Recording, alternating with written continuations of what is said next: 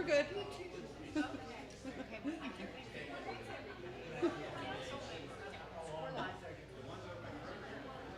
Good evening. Good evening, everyone. Hi. Hi. Thanks so much for being here. I really appreciate you all joining us this evening. Can I? You can't hear me? Hear me?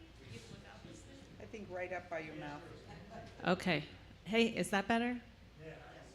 A little better?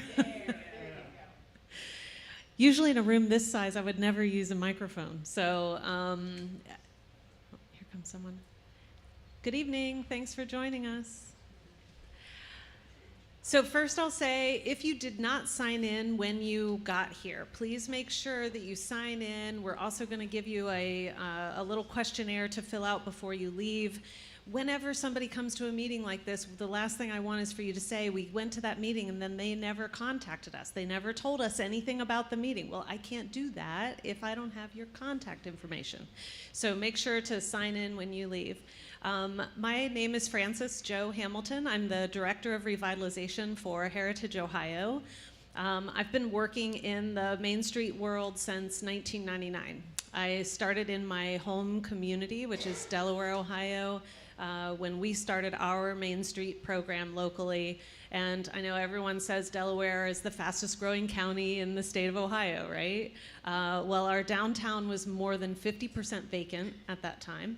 The buildings that were occupied were flushing toilets with buckets of water, running extension cords to the detriment of the fire department. It was a pretty sad state of affairs in the downtown.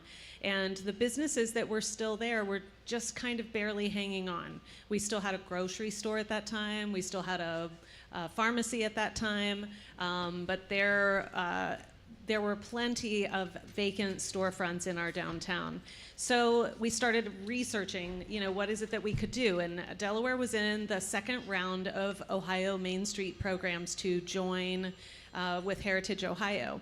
So we spent, oh golly, all those years actually working on revitalization in our downtown. So I've sat exactly where you all are sitting, just learning about the Main Street program and the concept and how that all works. So this evening, what we're gonna do is kind of go through a little PowerPoint that's going to give you some background information on how Main Street can work in any community, in your community specifically. And then you'll get to learn a little bit about Heritage Ohio and who we are and what you can expect from us. And then we have a little worksheet that we want you to work on, and then we want to hear from you. So we will end right at 8 o'clock, promise. Anybody who's ever in a meeting with me knows that we always end on time. You'll judge me more harshly about that than anything else I say for the whole rest of the evening. So you'll be out of here right at 8 o'clock or before. So Heritage Ohio runs the Ohio Main Street program, and we operate under a 4-point approach. So we are the statewide coordinating agency for the Main Street program and the National Trust and Main Street America. So this is a nationwide organization that is a nonprofit that functions in all 50 states in some capacity, and Heritage Ohio is the coordinating agency. So we have about 20 Ohio Main Street programs. We have about 27 aspiring programs. Those are programs that are just getting started, which is where you all are.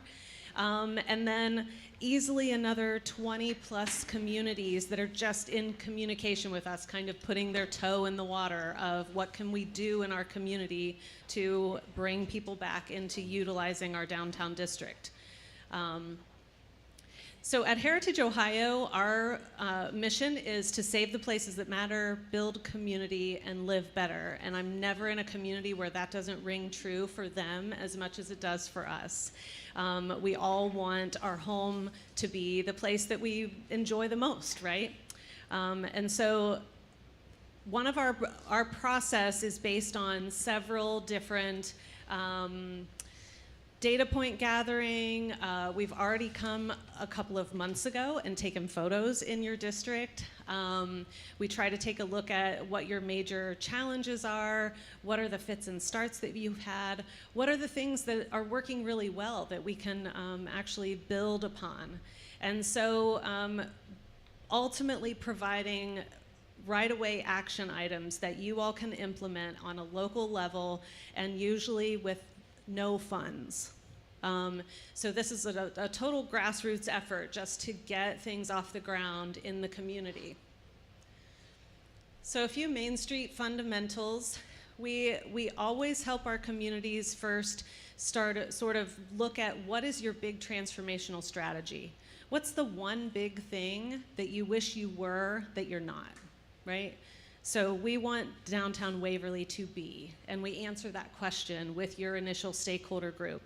And then from that, we give that strategy to the 4 points of Main Street, and we'll talk a lot more about that as we move through our presentation, but they're economic vitality, design, promotion, and organization. So every goal that we set with this organization is not going to just be met in a single faceted way. It's going to be met in different ways across all of these committees that are going to be set up, and then that's going to give you really quantitative and qualitative outcomes. So the 4-point approach, the first thing that we look at is economic vitality, and that creates a sense of vibrancy, right? We have to have a nice economic mix. We want to take a look at the businesses that are here and take care of them. What businesses are we missing? Where are people going when they leave here? What are they leaving here for? Design really creates that sense of place. And so that's all about the aesthetics, right? How clean are the sidewalks? Are there cigarette butts? How are we valuing our historic properties, right? How are we taking care of them? Organization creates a sense of ownership, and so this is a community-based organization that is focused in the downtown district. So we want community-wide for folks to participate in this movement in your community. And then promotion provides a sense of community. How can we start to bring people back into and around the district? And then all of these really have a strong crossover with each other. And so everything is really interconnected between all 4 of those points around the community transformation that we'll talk about. So we do look a little bit at regional market data. We've pulled some initial reports from Esri already on Waverly, but ultimately, you all have a gut for your community. You know what you're missing. You know what you're leaving here for. So we use that data, but we also look at the inclusive community engagement to make sure that the data's right? Because sometimes numbers aren't necessarily right when we're pulling those. And so the revitalization work is going to be those 2 things combined and looking at what direction we want you to go in. So we've formed a stakeholder group here in Waverly. Actually, you all are one of the recipients of our grant for a downtown revitalization assessment, and so that's how we're here. We offered to pay 50%. Wow, it's raining. We haven't seen rain in 40 days and 40 nights, right? Sorry, a little diversion. So in any community that would like to have a downtown assessment resource team visit, we ask you to form a stakeholder group. And that needs to be a nice reflection of the community, but these folks really agree to put their time into this effort for the next year. We work with a lot of volunteers, and trust me, in my tenure with Main Street, starting as a volunteer like you all, I understand what it means to be one of the usual suspects, right? The person who's always there doing everything in perpetuity. And so when we're establishing a stakeholder group, we like to set very definitive expectations for that group. So this group has agreed to serve for 1 year with us. They've agreed to attend 80% of the meetings that we'll schedule in that year, and that they'll serve on 1 committee and complete 6 to 10 volunteer hours a month. Now, in my experience, 6 to 10 volunteer hours could easily be just like cut your social media time in half, right? There's plenty of time in everyone's day. And so we make sure that our stakeholders initially know exactly what they're signing up for and when they're going to be done doing it. A lot of organizations spend a lot of time begging and pleading for people to come and join them, and they never tell you when you get to leave. So I like to spend just as much time making sure that you all know when can I be done doing this. And doing it that way means that people really don't want to be done. They often will just step out of a leadership role and remain as a volunteer within the organization, which is exactly what we want to see happen. There's plenty of work to go around, and we want to share those leadership roles on a routine basis. So economic vitality, we'll talk a little bit more about each of the 4 committees so that you all have a pretty strong grasp of what this 4-point approach looks like from the Main Street perspective. We always want Main Street communities to pay homage to the business owners that are already in your district. Do not be the cable company and give the best deals to the new customers, right? So we want to take care of the businesses that are here. Doing simple things like, do they have their Google page claimed? When Lorna and I were planning on coming here, that's the first thing I do is I start searching for a local coffee shop, right? So, because we always meet in a coffee shop whenever we get to a community. And it was really hard to find details on your local coffee shops and your bubble tea place because they have not claimed their Google page. It's free. It doesn't cost anything to do that. But a little bit of hand-holding goes a long way with business owners that are already pouring their life savings and their time into your downtown district. So one of the primary things that Economic Vitality does in that committee is forms one-on-one relationships with business owners. And then we try to provide one-on-one relationships with building owners, right? It's really hard for building owners to take care of historic buildings if they have no idea how to take care of a soft brick building, right? So a lot of what we do is education and support in those venues when it comes to economic vitality.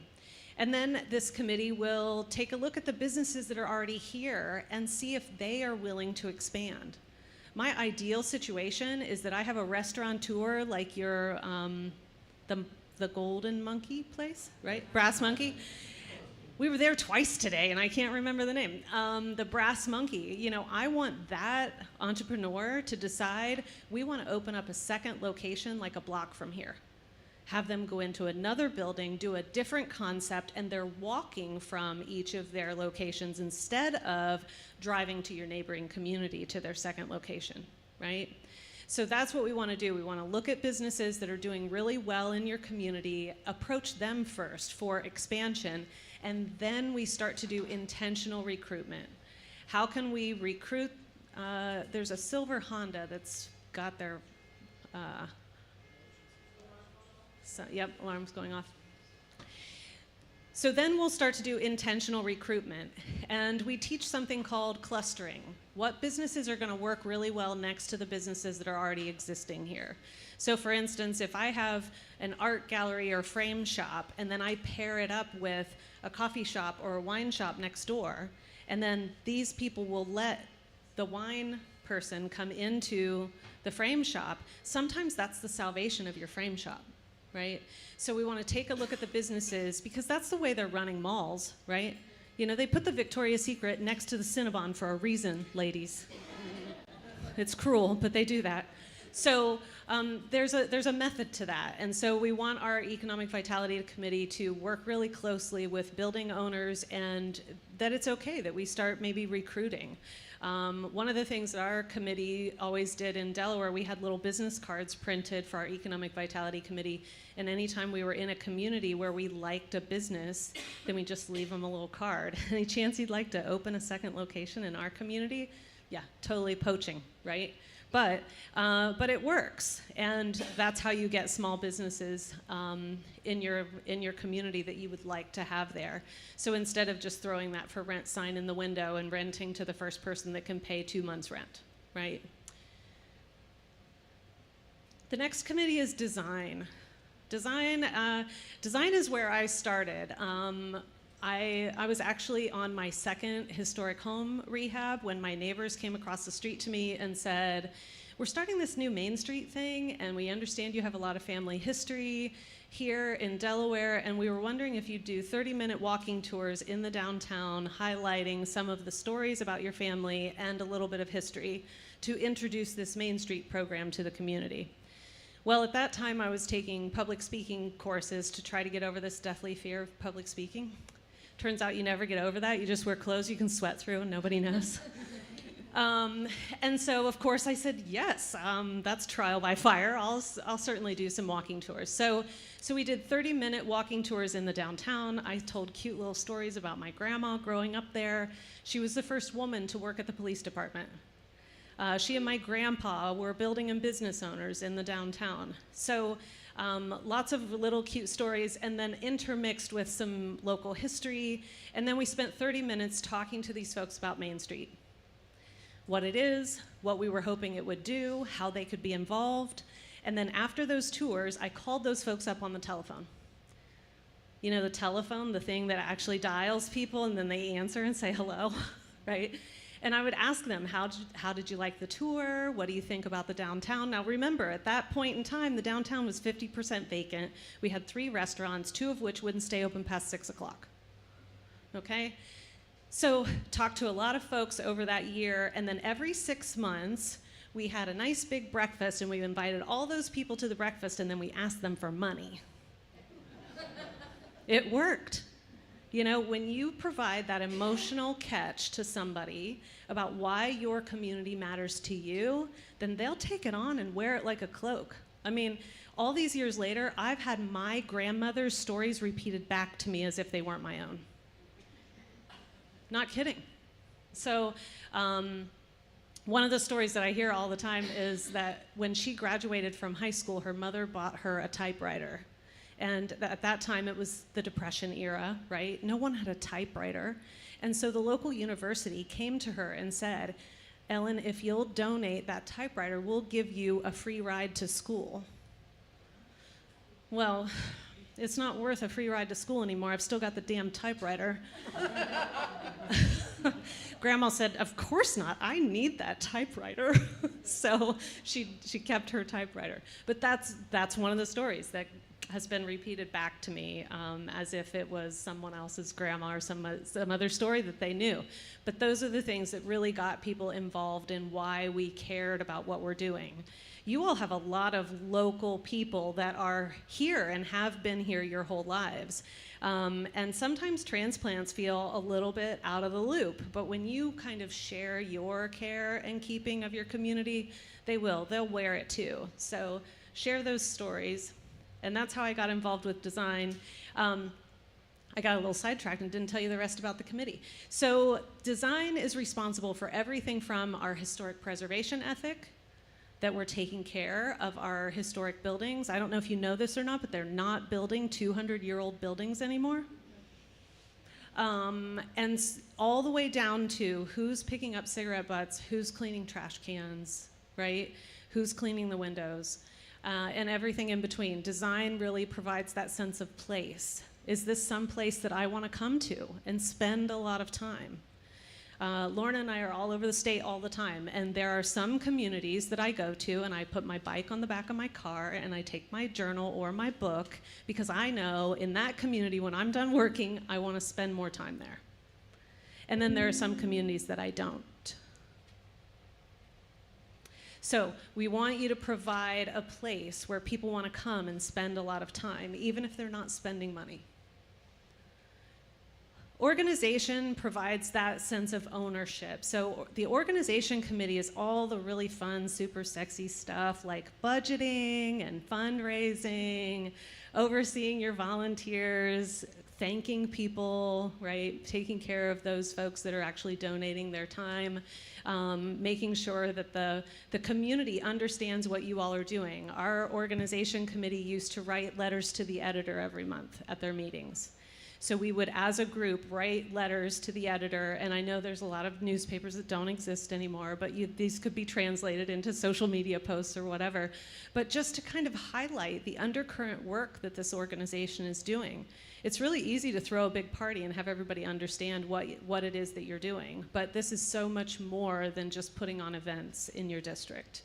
And so the organization committee is really responsible for what does the public understand about what we're doing and how are we functioning organizationally. This is the strength of your organization to have those legs under it and understand how to do succession planning and leadership development, and how are we making sure that it's not the usual suspects doing everything forever, and then we become a little clique where other people can't get their ideas in, right? So the organization committee is responsible for all those things.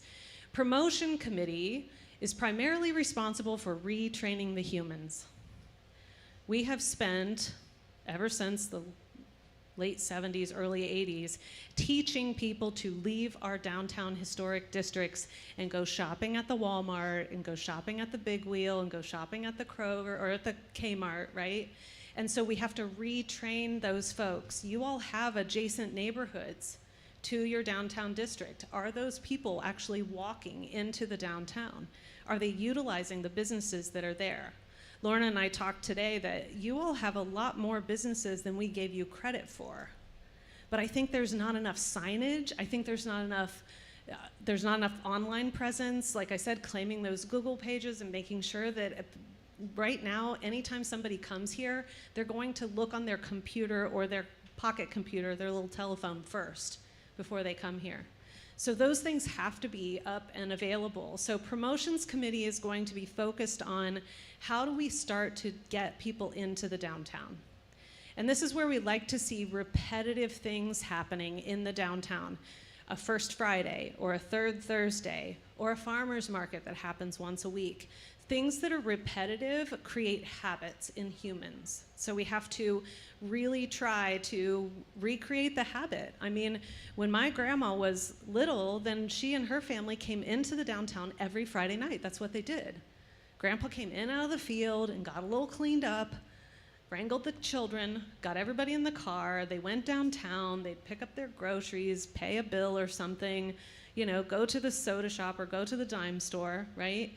And that was how life functioned for them. Well, now we don't have that regular routine. So while it's great fun to throw a big festival once a year, it's not teaching anyone anything. It's bringing 5,000 people into your district for 1 or 2 days, which is not a necessarily bad thing, but this organization is not focused on throwing parties for the sake of parties. We're throwing parties with intention so that we are retraining the people to actually utilize your district on a routine basis. And then we have to take a look at who are we planning things for, and how can that really help this organization. And so when we started doing First Fridays in downtown Delaware, it easily took us 5 years before it wasn't the same half a dozen or 2 dozen people that were coming into the district. But that was when no one even knew what a First Friday was, right? We just started doing that because Grandma said, right? That's why we did half of everything, is because Grandma said. And so we started doing these First Fridays, and we did themes, and I remember a cold, cold night walking the downtown, doing my little half-hour tour in a winter coat with a grass skirt, because it was our hula theme or whatever. I mean, it was crazy. But the same folks came, those people who cared about our downtown. They came every month, and they listened to my same tour every month, and now they have to close all 3 blocks of the downtown district. We didn't close streets for the sake of closing streets. The police department came to me and said, Frances, we have to start closing streets because people are going out and around the cars and walking in the road in order to get down the sidewalks because everything was so packed. And that's where they are now. They're at 100% occupancy, almost 100% occupancy on the ground floor. Second and third stories are 2/3 full right now. They have 26 eateries in the downtown, everything from hot dogs to sushi. And they're a stone's throw to Columbus, where it'd be a whole lot easier to just go, right? Because that's what everybody was doing. They didn't know their cars could drive north. They thought they only drove south for a long, long time. So with the right training, people will start coming into your district, but we have to provide all of those 4 points in order for them to feel really confident and comfortable when they come into the district and for it to be someplace where they want to stay for a long time. So Main Street operates on 8 guiding principles. First of all, it relies on quality.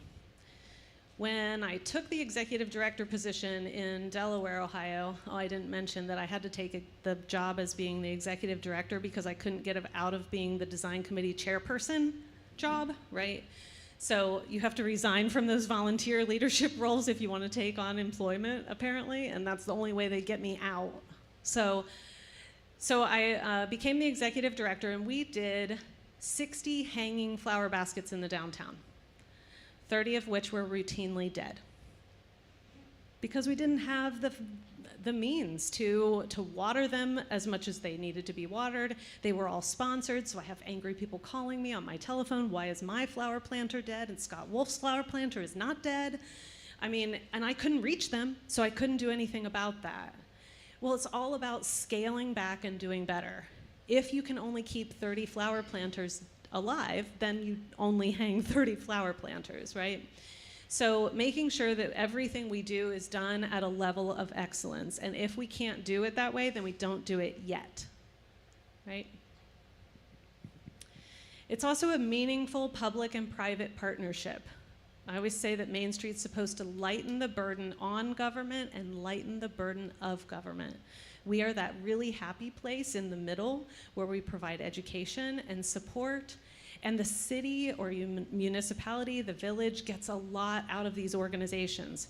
Most cities, when we look at volunteer hours, would have to hire 3 full-time city staff people to replace the volunteerism of an average Main Street organization. They're putting in a lot of time. These are my volunteers using 2.5-inch fire hoses and scrubbing the downtown sidewalks. Once again, Grandma said that when she was a little girl, they used to just hook up fire hoses and they would power wash the downtown, and why are they not still doing that? So of course I called up Chief Donahue and said, well, Chief, Grandma said. So we started scrubbing sidewalks once a year, and we would start at 7 o'clock in the morning, 8 o'clock in the morning, and we would work until the following morning at 6 a.m., cleaning our downtown once a year. But that's something that the city couldn't do. They didn't have the bandwidth to do it. But boy, were the business owners real thrilled when they woke up to that shiny new downtown every spring. Attitude is everything. I feel like I heard a couple of you today talk about the need for change in attitude. And I'm telling you, no community is ever more disparaging than they are to their hometown. We all leave our hometowns and we go on vacation, we visit people, we visit places, and we never, ever bitch about the potholes or the parking, right? We go to these places because that has my favorite boutique, or that has my favorite antique store, or whatever it might be, and we're willing to park 3 or 4 blocks away from there and walk to wherever we got, right? But at home, we don't. We nitpick everything to death, right? The trash cans are dirty, and have you seen the sidewalks, and did you call the city and report, whatever it is that we're complaining about it at the time. It's really about changing attitudes. And one of the things that we had to do for our program was we wrote a script for our downtown business owners that when media people came in and asked them how things were, here's a list of nice things you can say. Right? It's our inclination always to bring up the negative, right? And so we want to change that attitude in your local community. Main Street also focuses on your existing assets. I swear, I think in every single meeting I've been in the last, I don't know how many months, somebody has said something about being Dublin. You don't want to be Dublin. Nobody should be Dublin except Dublin. We only need one of those. For real. And I want you all to be exactly who you are. So this is about finding out who is Waverly? What is the personality of this place? Every place is so uniquely different from the next and also so vastly the same. but we want to find your local assets and not try to turn you into something that you're not. I don't want you to be a cookie cutter community. I didn't get into historic preservation because I like cookie cutter, right? This place should have personality. It's also a self-help program. And we use this picture a lot because this is one of my favorite little projects. One of our communities years ago went to a local hardware store and got a donation of brooms for each of the downtown business owners. That wasn't the best part. The little card that's attached to the bottom of each one of those brooms is instructions on how to use it. Right? So there's nothing more endearing, and somebody said something about is it the bank that sweeps the sidewalks every morning here? Yes. There's nothing more endearing than sitting very early in the morning in a downtown district on a bench and watching a business owner sweep their sidewalk. I mean, it's terrific. It's the thing that makes home home, right? And so little things like this can really bring it to the attention of your business owner that it's not okay for them to park behind their building, come in their back door, they just go to the front door and unlock it, and then they never even look out the front to notice that there's a large pile of leaves that my customers have to wander through, right? So it's a self-help program. One of the things I love most is sitting in a meeting, instead of talking about whose responsibility is it, that we actually just go out and do whatever it is that needs to be done. It's also incremental in nature. So I always tell communities to take the terrible photo. If you threw an event, right, we all have that teenage panic where it's like, oh my gosh, no one's gonna come to my party, right? I had that right before you all got here tonight. But the picture on the left was, gosh, I want to say 2002, maybe. And then the picture on the right is 2015. And, you know, when we took this awful picture on the left-hand side, we're like, oh, God, don't let anybody see that photo, right? I mean, seriously, this is not just that these people posed. That was all the people that were watching the tree lighting. I mean, it was a really sad state of affairs. But that's right. We were happy because we loved each other and we were having an awesome time doing all these things. And that's absolutely right. Building those personal relationships has by far been one of the greatest pleasures of my life. So I'm just one of those lucky people that got to turn that into a paying gig. But it is incremental in nature, and it's nothing that you ever get to check off your list. Our programs that have been doing this for 30 plus years are still trying to figure out how to do it better or how to do it in the latest challenge, right? So it happens slowly over time. And it's also implementation oriented. We want to just get things done. So our goal always is for you all to have some press releasable thing that you've done in the first 30 days of working with us. I want you to be able to send a photo and a description of whatever it is that you did. And I don't care if it's picking up cigarette butts or painting a park bench or, you know, whatever it might be. We want to see things getting done and being implemented. And that's what Main Street really promotes. So I always want to make sure that communities understand what your benefits are for being a part of Heritage Ohio. And so with your Downtown Assessment Resource Team visit, we always give a 1-year membership. I go into a lot of communities where they pull this beautiful plan off of a shelf, and yeah, we have a strategic plan, and here it is, right? Because it's covered in 5 inches of dust because they never saw that consultant again. Right? So that's not who we want to be. Heritage Ohio, we are a nonprofit organization. We operate the very same way as our local nonprofit organizations. And by virtue of that, we're also able to give you a lot more support because I'm not under state government to tell me what I can and cannot give you. So we just give you as much as we can. But we started giving a membership with all the assessment visits so that you all can start taking advantage of our resources at our office. You get a 3-hour staff visit once a year. You get unlimited email, phone consultation for any anything that you all are working on. If you hire an executive director, we provide orientation for that person. We also do monthly webinars that are free. We do quarterly trainings that are free. We're going to be in Tip City next month for some training. And then you also get a complimentary registration to our state conference, which is in October. So we want to make sure that your volunteers are getting educated on the Main Street program and concept so that you all can provide a really successful program and that your volunteers will enjoy it just as much as we have. So now what? I'm going to talk just a little bit about what our next steps are going to be and what this is going to look like with you all. Usually when we have a community presentation like this, everybody wants to get involved. You want to be involved right away. It's also really hard to be involved in something that is completely disorganized at first. So we don't let the stakeholders recruit new volunteers until each of those 4 committees has at least one operating work plan, so that they know what they're doing and how they're doing it and how you can actually help. Nobody wants to sit in a meaningless meeting anyway, right?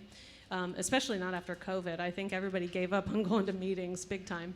But what's gonna happen is after our time here this evening, we'll meet with your stakeholders again tomorrow morning for 3 hours. That's an unagended meeting. We're going to meet them right wherever they are, and if they're ready to start forming the organization, if they're ready to start writing work plans, we're ready to do that with them.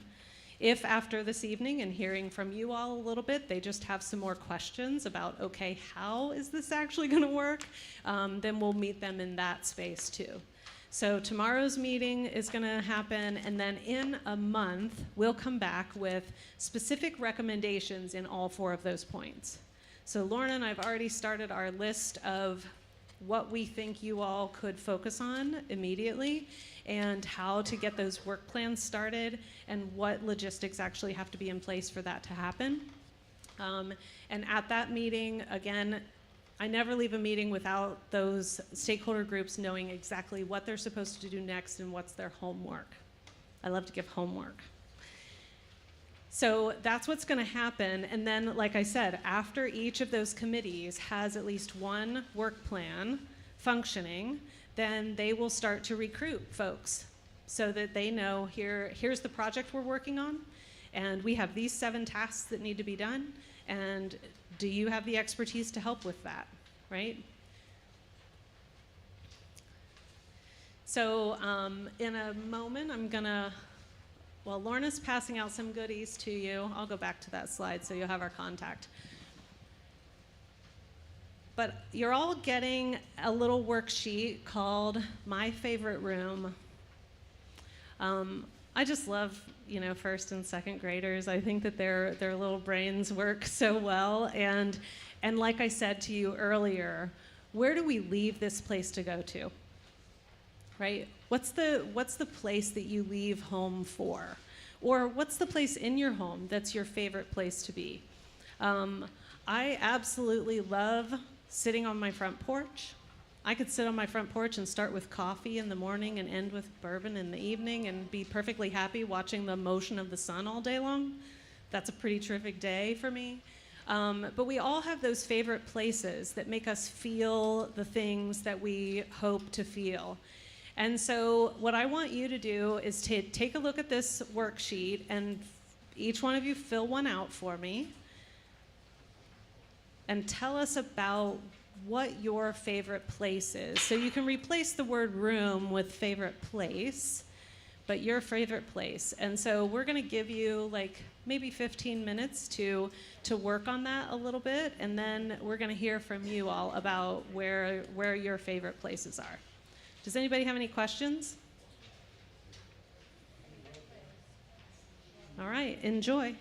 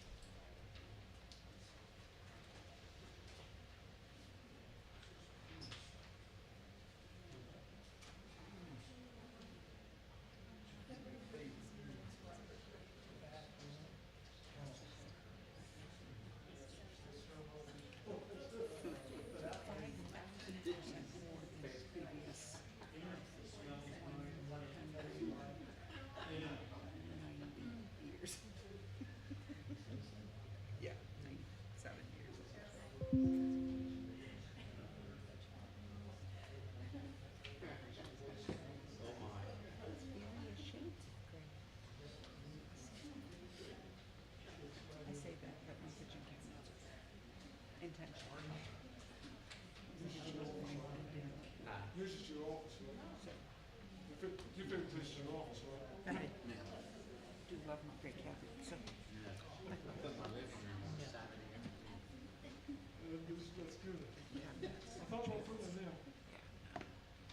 It's not a thing.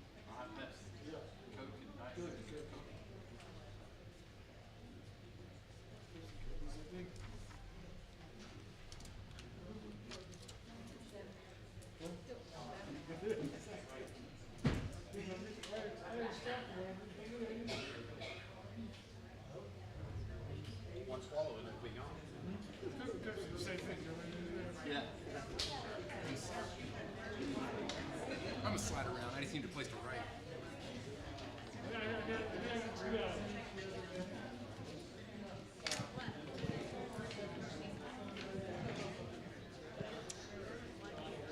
Is everybody about done with your exercise? Skimmer's not. He's skimming through it, it's fine. Can you write this to me? Good evening, everyone. My name is Lorna Swisher. I am the Assistant Director of Revitalization, and I get the opportunity to work with Francis Joe on an ongoing basis. I've been with Heritage Ohio about 10 months, and prior to that, for the previous 26 years, I was the Main Street manager in Piqua, Ohio, on the other side of the state, and had the opportunity to switch over to Heritage Ohio just under a year ago. So I'm going to kind of facilitate the conversation as we talk about your favorite place, and hope everybody had the opportunity to spend some time thinking about that. So what we're going to do is I'm going to ask you what your favorite place looks like, and then I just need some audience participation. Just yell out what your favorite place looks like, smells like, all that kind of good stuff. Now, the first thing I need to tell you is when my hand is moving at a vertical plane, my spelling ability disappears. So it has nothing to do with my actual spelling ability, which is marginal. But when I'm at this angle, I have no spelling ability, okay? So no judging, okay? All right. So the first category in my favorite place is looks like. What does your favorite place look like?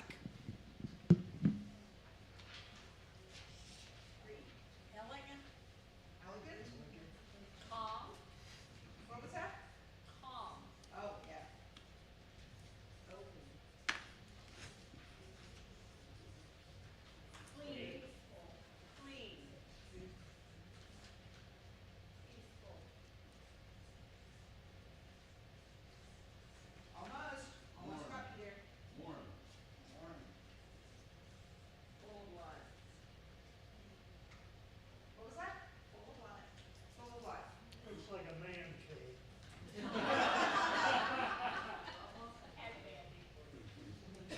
Yeah, don't It's great.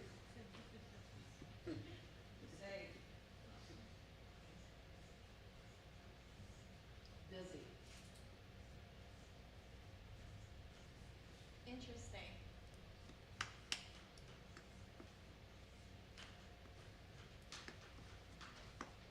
It has to be pretty.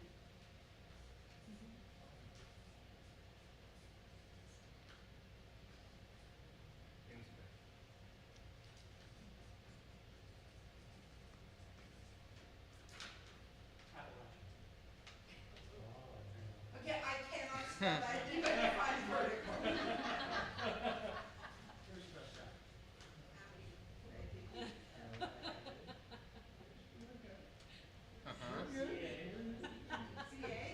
H. H. See, told you you'd get me. Good job, Chandler.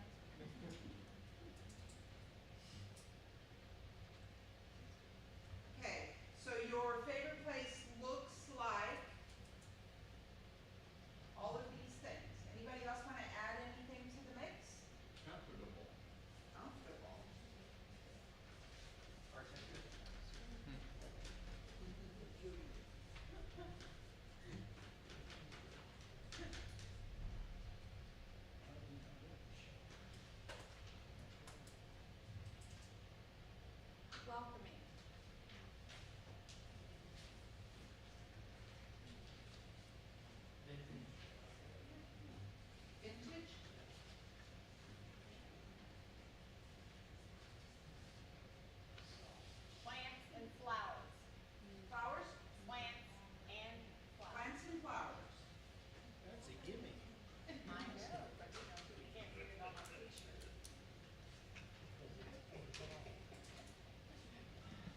So may I just say that when I was Main Street manager, my garden club ladies were my favorite people. So when you guys walked in here with your blue T-shirts, it just made my heart so happy because I was back at a Main Street manager in Piqua working with my garden club ladies. It literally has made my entire night. So They have thank garden you. club guys too. I love that. I love that. We must have discriminated in Piqua. The go-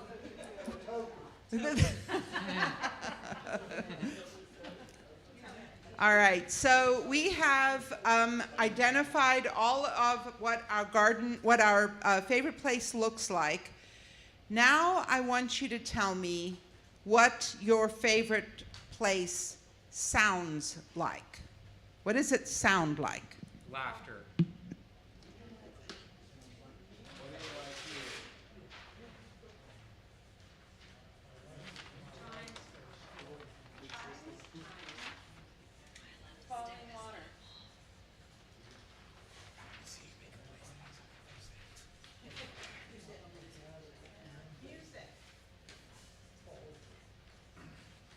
Animals, like birds. Birds.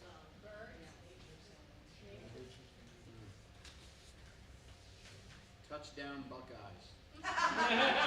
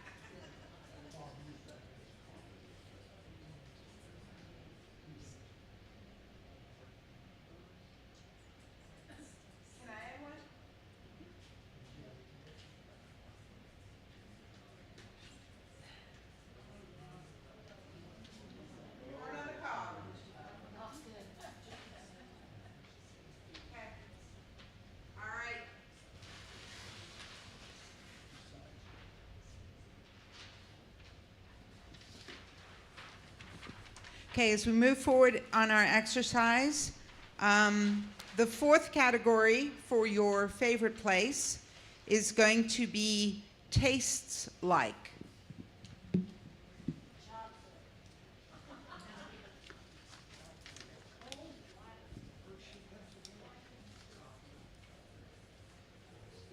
Did I hear someone say coffee? Comfort food. Did you say prune juice? Comfort food, she said comfort food. Comfort food. This is a woman with imagination that can make, you know, comfort food into. Yeah, I don't know where I got prune juice out of comfort food, but there we go. So, Something I wouldn't cook at home.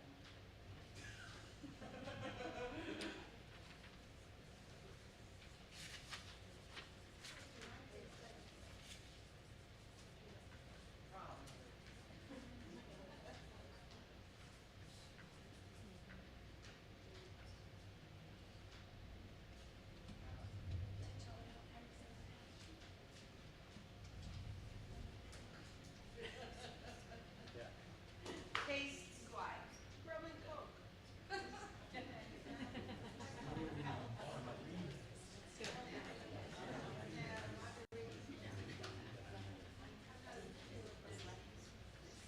Knew I liked this place. Adventure.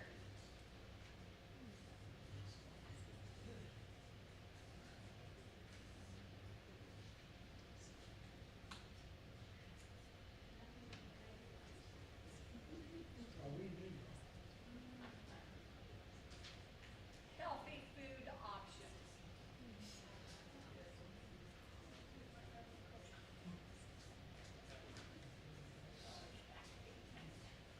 There will be none of those next week. So healthy food options, that's the food that you buy at the grocery and then you get home and say, I have nothing to eat? Okay, just checking. Want to make sure it was the same healthy food options I have at my house. Okay,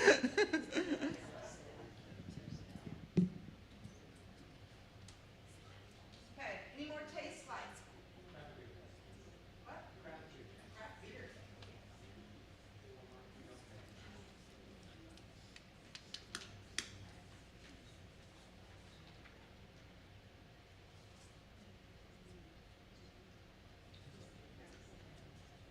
Well, since you say craft beer, I'm gonna add wine bar.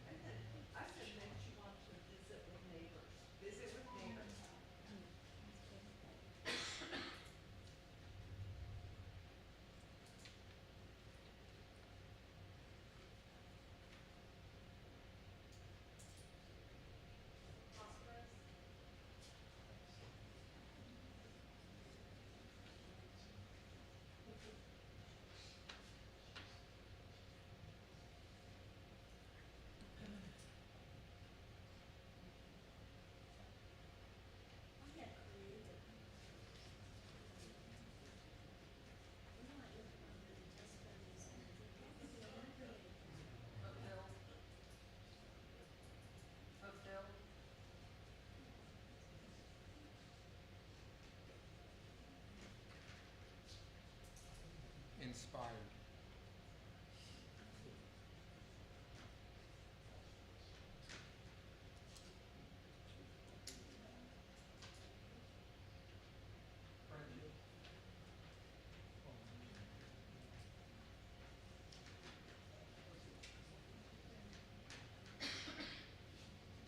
Like dancing.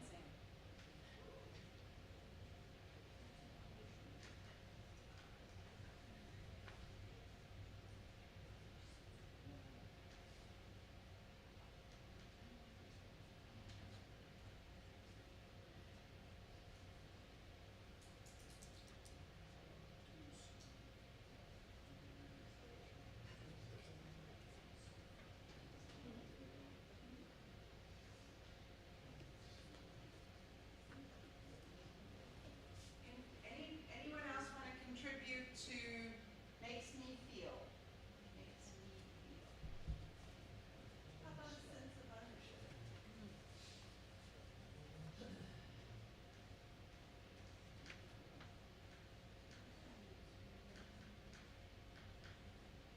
Pride.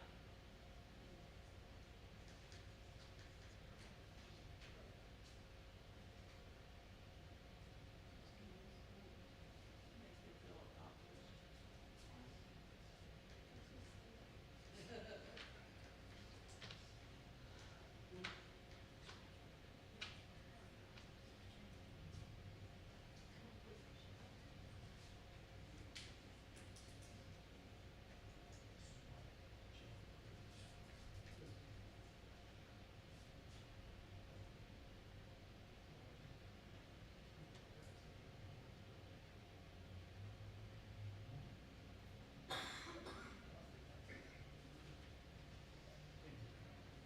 About nostalgia.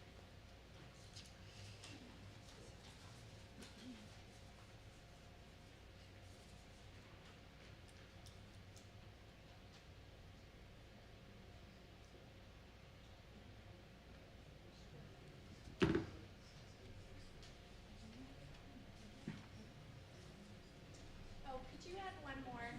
Just because there's not a lot of very young people in the room, I'm just saying. Hopeful? And in that vein, should we say playful? Sure. I mean, like teenagers. Sorry, I did not mean to offend anyone. I'm a senior. All right, now what we'd like to do is to ask a few of you to stand up and, or you don't have to stand. I don't like to stand. To read your supporting sentences or tell us a little bit more about what your favorite place is. So who wants to go? This is where I can be quiet for a really long time. Yes, please. So when I thought about it, I was starting to think of the places that I like to frequent here, and then the places that I like to frequent when, like you said, traveling someplace else. So like when Becky and I go to Chillicothe, lots of times we'll frequent Machinery Hall, the dock, the smokehouse. I tried to think of what those things have in common with the places that I would go here, like Beast and Bottle, Brass Monkey, and then the other house was here, a little bit.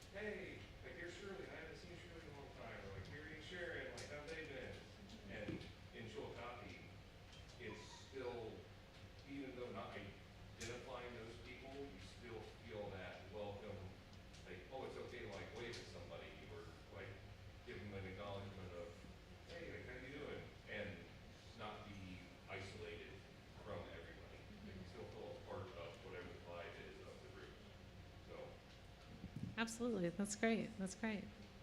Who else wants to share?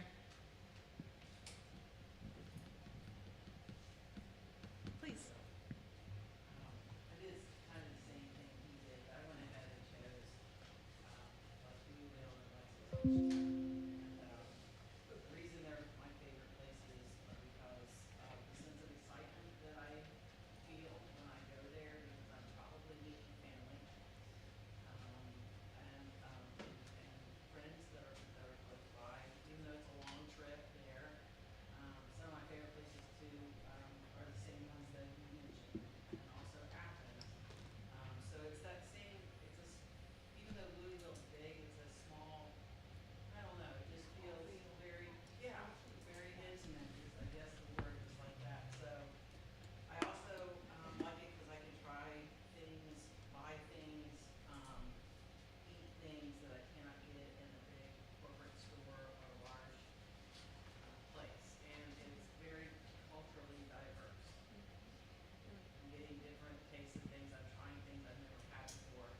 I feel safe, like I do at home, and it's clean, it's inviting, and I can attend events and things that are going on in either very small venues or in larger venues, if I choose.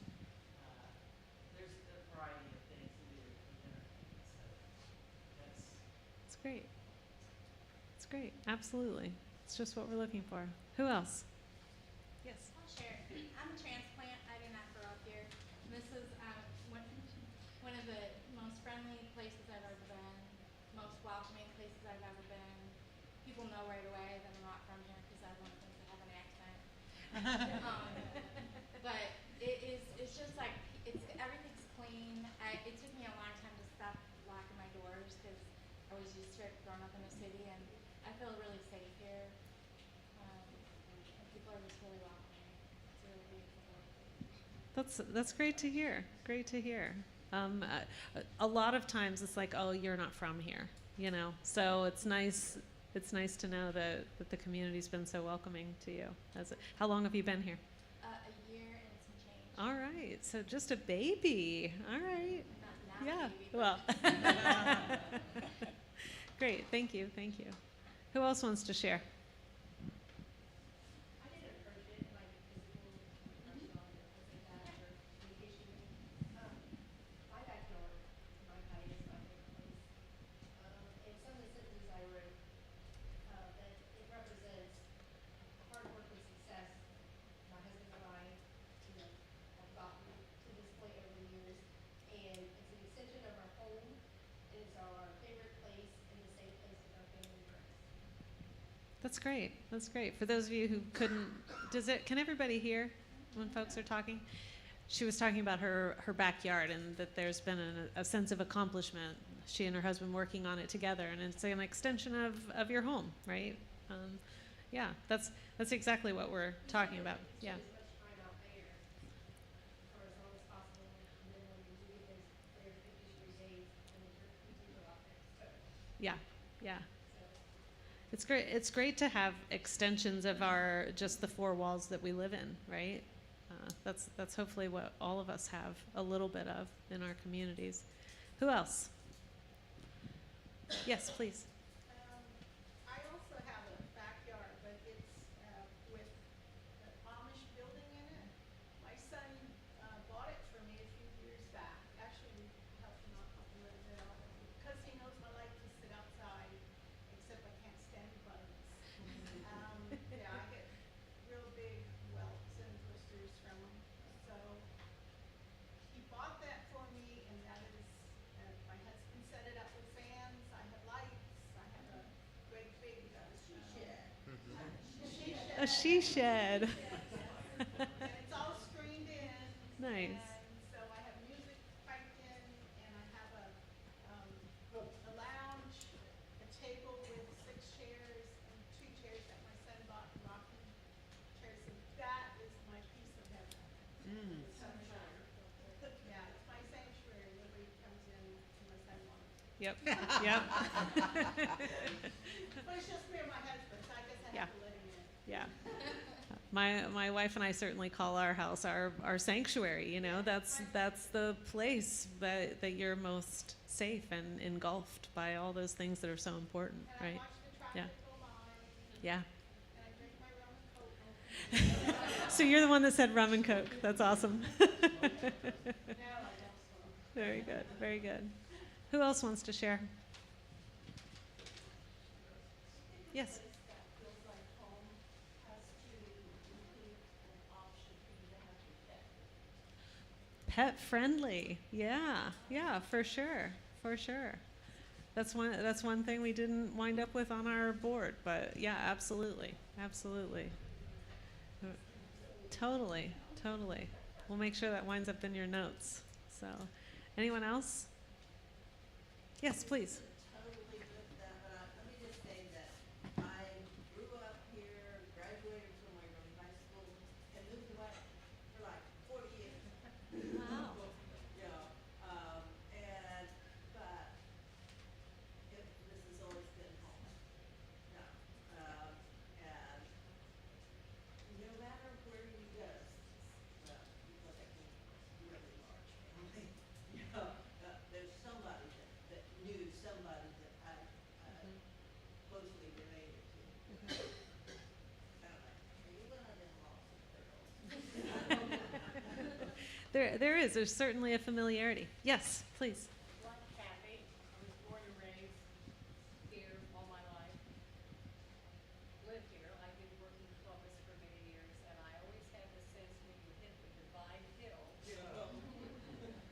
it's just a different, I'm home. You know, and people used to say to me, what in God's name do you do in that motel? And I said, well, why don't you just come down and follow me around one day? I don't have a bit of problem staying here. Yeah. I Yeah. know so many people in the community, great people. There's always room for improvement in any town. And Absolutely. with the right effort, the right people, those things can be accomplished. Absolutely. Absolutely. She said with the right effort and the right people, those things can be accomplished to add to our communities. Like I said to you all earlier, you know, revitalization is not something you get to check off of your to-do list.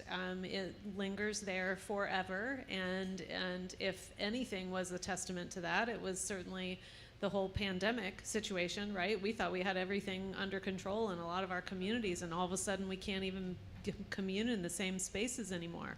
So, but the Main Street communities adapted really well because they had those organizational legs under them, right, to really move in the direction that they needed to at that time. Anybody else want to share about your favorite place?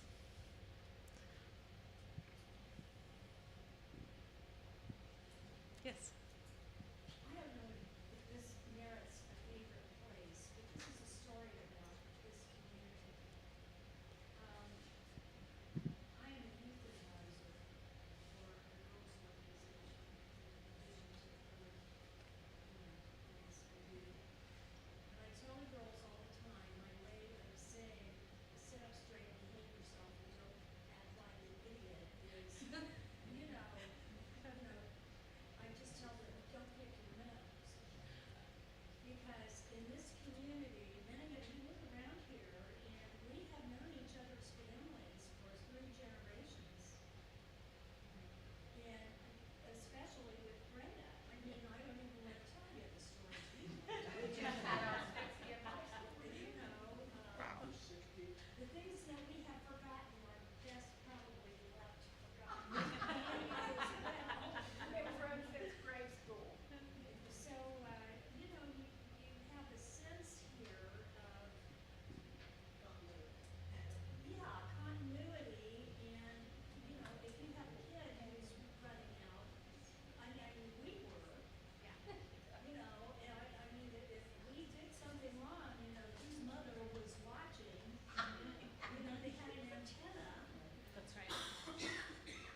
That's a caring community, right? That's like people caring for each other. Oh, That's yeah. truly lovely. And Ashley is what, a principal now? Yeah. She got promoted. Some fancy job. Good job, Ashley. So you look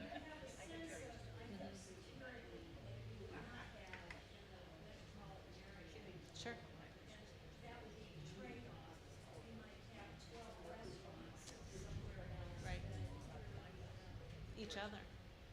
You have each other. Yeah. So a big part of what I start to glean from doing these kinds of exercises with communities is that, first of all, how your personality starts to really bubble up to the top, and the deep entrenchment that you all have here with family and friends is remarkable. I think it's a huge asset, and I would love to see you sort of tout that and get it to the surface more for people who initially come into this community. And so thinking about those things, and also what I love about doing these kinds of exercises in communities is, did you all notice that none of you complained about parking or potholes or really anything, right? I mean, when we really think lovingly about the places that matter to us, then all of those little nitpicky things kind of go by the wayside. And what we would like to do is to bring all of these things right up to the surface. Does it feel apparent to you all why we had you kind of do this exercise tonight? Does anybody else want to share a space? Anybody? I'll share mine. Yes, please. So I've been lucky enough through volunteerism and through work to travel a lot, especially around Ohio and West Virginia. And a deep passion of mine is live music. And so I'm someone who's traveled across the country for live music venues. And I've come to the point now in my life where the smaller the venue, the more intimate, the better. And my favorite venue in the world is a venue called the Purple Fiddle in the small mountain town of Thomas, West Virginia, about 4.5 hours from here. So that's essentially where my favorite place would be. There's a small, intimate, artistic cafe or brewery. That's also a live music venue. Just enough room for probably 50 to 100 people. Hopefully in a small vintage or historic building that ties to its Appalachian roots and heritage, and can play a whole mix of music. My preferences would be folk, Americana, Indian, bluegrass, but a place like Purple Fiddle plays everything from, they've had people from Japan and Mongolia and you name it. So just enough room for a small crowd, room about this size, honestly, and a small dance floor in front. You can stop in during the afternoon and have a healthy food, a small rack, and some ice cream, and by 6 o'clock, turn the lights down, and it's tickets only, and that's what it is. And for us in Pike County, when I think of art, for us with art, live music is our thing. We're on 23, the Country Music Highway. We're having Santa Jam this weekend. I think we're the next step for us in our evolution of a live music venue is that type of venue. And we're seeing places like Houston Ball and Brass Monkey that are doing regular live music on weekends. And now we go to that next step of an actual ticketed venue. That's what I want to see locally. So I don't have to travel to Columbus to make it to Cincinnati. Or West Virginia. That's awesome, and you're right. The more intimate the venue, the better. One of my favorite spots to see music is called the Basement. It's in Columbus. Have you been there? I mean, to have it close enough that you just sit on the bar and watch some acoustic music. It's awesome, really great. So, and those types of things go right in line with the intimacy that you all have shared this evening in the spaces that you love the most. So at this point, I'd like to open up the floor. If anybody has any questions about the presentation tonight, about the Main Street program, about how we're moving forward and what you can expect, does anybody have any questions of us? Yes, please.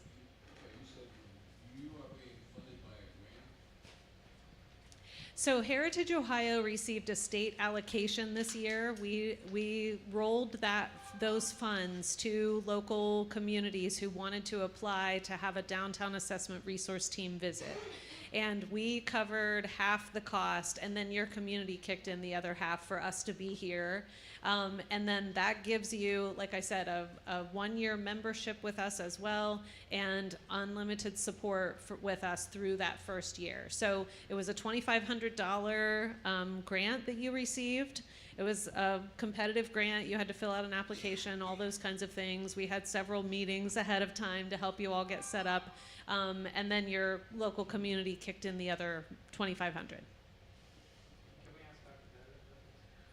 Bennett? Four communities were chosen, just so folks know. Five. We had 5 communities. I don't even remember. I think we excluded one, and then since we've actually gone this far, we've actually had 2 others that dropped out. We have pretty stringent requirements of setting up that stakeholder group and making sure that the local buy-in is there. Yes? Who is the stakeholder group? The stakeholder group, so whoever filled out those applications with us, we contacted them and then told them that they should put together a group of folks that will begin to carry out this work, and then by that they will also be able to move on to a long-standing board of directors that would eventually be your Main Street program locally. I always hate to jump somebody cold from the community right onto a board of directors, right? You would like for them to learn their way through the program first, but with a first-time board of directors, you have to do that. So when we're building a stakeholder group, we ask the community member who has filled out that application or who has contacted us to start thinking about community members who could come around the table. And we like to see a nice mix of the community around the table. So we want you to look at demographics. We want to have somebody from the school system, somebody from the library, somebody from the hospital, somebody from the university, a city person, a county person if you can get them, the Convention and Visitors Bureau, the chamber, a resident. When I became a member of the board of directors in Delaware, I was simply a resident. I owned a house in the community. I was not a downtown building or business owner. We do want a building owner, a business owner, but the goal is that when I look around that stakeholder table, that I see a reflection of your community in demographics, in age, in representation around that table. And then as we move forward, then we're always looking at where are our holes, right? We talked about that today. Should we start soliciting somebody from the county to actually come and be around that table? Maybe your economic development person. And so we're always looking at how we can make that even more well-rounded. But in a lot of communities that try downtown revitalization efforts, they usually leave it to the business owners to do all the work. And quite frankly, it just doesn't work. First of all, entrepreneurs are entrepreneurs for a reason. They don't always play well with others, right? Who are my business owners in the room? Is that true? Right? Second of all, the business owners have already done their due diligence. They've already done all their work. They've already contributed to your downtown. They're pouring usually their life savings into your downtown. Often they're not taking a paycheck for at least the first 3 years sometimes, and they have a business to run. And so when we go into communities and they say, oh, we have a merchants association that's going to do this, then we don't want that. So we'll usually morph that into, let's get a representative of the downtown business district and then fill the table with other community members. Does that answer your question about stakeholders? And really, we chose the word stakeholders, just an arbitrary word. It doesn't really mean anything other than what we dictate to you that means. So they don't have to be a property holder or a business owner. Anyone else have? Yes? Where are we in this? I'm new to all this. Where are we in this spectrum? So we've only just begun, honey. So the grant application went out a couple of months ago. We had you fill out that application. Then there was a secondary application that came after that for our finalists. We've had a couple of Zoom meetings to talk about how to build that stakeholder group to make sure that we have the right folks around the table and enough bodies of people that are actually that have agreed to do what we've asked them to do. And so this is the very first step. Lorna and I spending 2 days here just sort of getting to know you all. This is a really kind of get to know you event for us. And we spent the morning here. Lorna and I did a little bit of a self-guided tour. It was pretty hot and Until awful we melted outside. on the sidewalk. Yeah, we and then melted a little on went- the sidewalk, and then we went into the Brass Monkey and sat and talked about everything. But and we've been here a couple of months ago. Our office admin, Devin, I like to call him our COO because he's really in charge of everything. But he came and took photos, so we've been perusing photos. We've done internet searches on you all. We've searched your businesses. We do a lot of preliminary work before we come into these communities. And so now we're just engaging with that stakeholder group. Tomorrow morning from 8 to 11, we'll be again with the stakeholder group. And the first question I'm going to ask them is, all right, tell me what you think about yesterday, right? So they get a lot of information from hearing from you all and hearing from us about what this really looks like. I mean, this is like work, folks, and it's a full community effort, and all Lorna and I can do is sort of hold you all up. We can't do the work for you. So so that's going to be the next step, is figuring out what do those 4 committees look like, who's going to be on each of the committees, and then what projects are we going to start doing. So last thing I want is for you to be 6 months from now still having meetings where you're talking about the same things. So I don't like to do that. Yes, please. So, I'm Sorry, still you're next. Clear on something. Are you saying that Waverly is part of other communities and no decision has been made, this community will or will not be involved in all of these things, envisioning, or are we just still in the running? No, you all received the grant. Okay. That's how we're here. That's what's paying for us to be here. And you are part of now what we call our Aspiring Main Street program. If I can get this thing to turn on. Here we go. So an Aspiring Main Street program is a level of membership with Heritage Ohio. And really for us, it's just a support system that we put in place in order to help you all through your first year. And then you'll have the option to continue being this level of membership. And then if you wanted to move up to be an Ohio Main Street program at some point, which is the ultimate goal. Yes, yes, absolutely. Yep. Then that requires an application. You have to have staff. There are a lot of benchmarks that have to be made in order for you to make application to become a designated Ohio Main Street program. So right now you are an Aspiring Main Street program with Heritage Ohio. Once we get all this preliminary stuff done, you'll be listed on a little map on our website. That'll be linked to your website. And don't go to the website right now. We're revamping it, and it's really terrible. And I'll just cry if you look at it. But anyway, that's all coming to a close soon. And so you all are part of that network now, which means that you can tap into these benefits and start taking advantage of those things. So if you would like to receive communication from Heritage Ohio, you can go to our website and sign up for our e-blast. And that'll come to you once a week, and it gives updates about training opportunities, grant opportunities, funding opportunities, all kinds of little tidbits of information. So the newsletters are different every week. Yes? How will the stakeholder group communicate with the broader community about like where they're at in the planning and when they have events and when they need volunteers and stuff like that? Well, that's why we wanted to make sure you all filled out and leave with us your participant questionnaire and or signed in on the sign-in sheets. So all of those things will be scanned by us and provided to your stakeholders electronically. So then you all can begin communicating with the community. But like I said, they're not going to solicit you to do anything until we have 4 established work plans.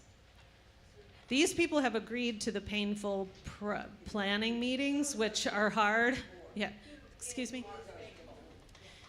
Shelley, do you want to? Anybody who's here who is on the stakeholder group, will you just stand up?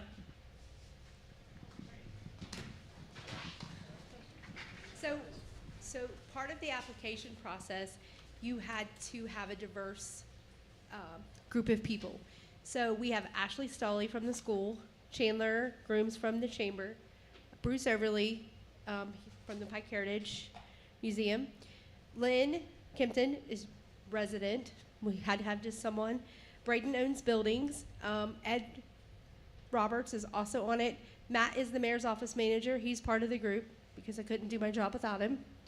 And I'm the economic development administrator for the village. So Skimmer's on council. He is part of the stakeholder group, and Mayor Henderson. And we also have a few other people. Dave Zaney from Medina, he's on vacation this week. Jason and Michelle Brown are going to participate. Who else did we ask? Josh Newland, owner of Beast and Bottle. No. She just came to the public meeting. So we do have Natasha from the library was asked. Danielle Hopkins, our new council clerk, she's representing a local dentist office where she works her day job. So we have a diverse group of people, but it's going to take many volunteers to set up the 4. So we filled out the application. Council approved that we could, match the money with the other $2,500, and they'll give us a working plan to help us exploit our assets and figure out what is the good things in the village and what we can grow on and help the downtown. So I would be the person to contact at the mayor's office. Or Rich, you can contact him. Shelley, thank you, and thank you to the stakeholder group for your work. Well, this is day 1, so we'll see you in 6 months when you all block my number. Thanks, Shelley. So, yes, please. Projects don't be done without funding. So, I mean, do you guys work with funding from the city or funding from grants or funding from, So typically, because projects take money to be done. first of all, the first year of projects that we're going to suggest for you all won't require any money. When we began First Fridays in Delaware, for instance, we did more than 5 years of First Friday events every month, 12 months out of the year, and did not spend a penny for 5 years. No money. So not all projects require money. However, we do want you all to get a financial stability to you. Most of our programs are funded in a multifaceted way, so we like to see 1/3 of the funding coming from the city or municipality for the budget, 1/3 coming from fundraising of the organization, and then 1/3 from partnerships, contributions from community members, business owners, that kind of thing, right? So we like to see not more than 50% of the budget coming from one singular source, because if that source goes away, then so does your program. So we do help you learn how to build that and how to sustain fundraising. We're just working with a fundraiser right now to put a training in place for our state conference. So if the city gets a grant, Mm-hmm. you can use that for a project if Oh, sure. if it's, Sure, absolutely. And there are opportunities often where we hear about grants that come down from National Main Street or, there are lots of opportunities. Well, I won't say lots of opportunities. Everybody thinks there's unlimited grant funds out there and you just don't know where they are. That's not true, first of all. Second of all, you really need to make sure that you're not just borrowing trouble by applying for a grant. we will have our workload for us, and if there's a grant that fits with the workload, that's terrific. But if you get a grant that's over here and every penny of it has to go to this project, and it's just the shiny object project that's keeping you from your real work, then that's not worth the grant dollars. It's also So, a lot of work to write a grant. totally. Yeah. Really, individual fundraising is a primary way that these organizations fund themselves. In Marion, they do a telethon every year. They actually make a decent amount of fundraising just sitting down and actually doing an old school telethon. It is awesome. Yeah, and so the communities share ideas. If you all have questions, if you say, hey, we're thinking about trying this, do you know of any other communities that have done that? We have a listserv that we can send that out to. We can send it out statewide, we can send it out nationwide, and then connect you with other communities that maybe have tried that. And, rip off and duplicate is the name of the game. Anybody have any other questions? So I passed around my card. My contact information is on there. You'll see my cell phone number is on there. Most of the time I'm doing stuff like this, so I don't pay a whole lot of attention to my telephone, thankfully. So if you have a quick question, feel free to send me a little text message. If you'd like to have a phone call or a Zoom meeting, then send me an email and let me know what your availability is. We'll set up a call so that I know that I'll be close to my phone and actually answer it for you. I hate to play phone tag. It's one of my pet peeves. So yeah, feel free to reach out directly to Heritage Ohio. If you all have questions, comments, concerns. Shelley is here locally and kind of leading this charge right now. But ideally, we like to see it belong to the community. And they do have several city folks sitting around the table right now, but hopefully we can, step that back a little bit and make it a more, rounded community involvement. But I'm sure Shelley will answer any questions that you have locally, but don't feel like you have to use her as a conduit to get to us. We are here to be supportive for all of you as well. Anything else? Thank you. Thank you so much. I always appreciate when people give me their personal time. Thanks so much for doing that, and we'll be with your stakeholders tomorrow. Thanks.